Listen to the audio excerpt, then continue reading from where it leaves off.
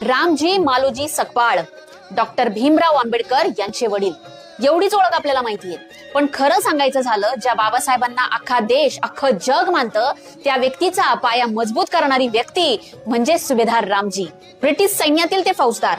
जातीभेदाचा वारसा आणि संघर्षाचे वारे हे त्यांच्या सोबतच होते. पण या सगळ्यामध्ये त्यांनी एकच गोष्ट धरून ठेवली की आपली मुलं शिकली पाहिजेत.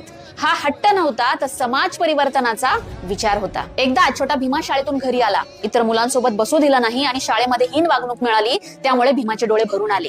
रामजीने त्याचे अश्रू पुसले आणि इतकंच म्हटलं की आज तुझ्यावर अन्याय झाला म्हणून तू रडतो आहेस, पण तू शिक, इतकं शिक की एक दिवस जगच हा अन्याय संपवण्यासाठी तुझ्या पायाशी येऊन उभं राहील. त्या एका वाक्याने एका मुलाचं नाही तर संपूर्ण राष्ट्राचं भविष्य बदललं. रामजींनी भीमाच्या शिक्षणात कोणतीच कमी ठेवली नाही. भीमाला पहिली शिष्यवृत्ती मिळाली म्हणून त्या शिष्यवृत्तीचा पाठपुरावा हा इतिहासात देखील नोंदवलेला आहे. हा बाप कुठे भाषण करत नव्हता, पण त्यांच्या या शांत संघर्षाने एक क्रांती सूर्य घडला आणि ह्या क्रांती सूर्याने भारताला एक नवीन दिशा दिली. रामजींची आयुष्याच्या शेवटच्या क्षणी एक इच्छा होती, माझा भिवा दिसला की मी डोळे मिटेल.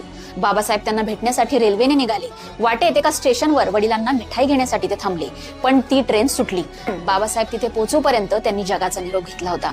हा क्षण बाबासाहेबांनी आयुष्यभराच्या जखमीप्रमाणे जपून ठेवला. आपण आज बाबासाहेबांना आणि त्यांच्या विचारांना मानतो. या विचारवंताला महामानव बनवण्यामध्ये ज्यांचा पहिला हात आहे ते म्हणजे रामजी सकपाळ. त्यांच्या कठोर शिस्तीतून, शिक्षणाच्या हट्टातून आणि माणुसकीच्या धड्यातूनच भीमराव ते बाबासाहेब हा प्रवास शक्य झाला. 2 फेब्रुवारी रामजी मालोजी सकपाळ यांचा स्मृती दिन. ही फक्त आदरांजली नाही, तर हे त्या बापाचं ऋण फेडण्याचा प्रयत्न आहे ज्याने आपल्या मुलामार्फत संपूर्ण जगाला आवाज दिला. आता एक प्रश्न तुमच्यासाठी.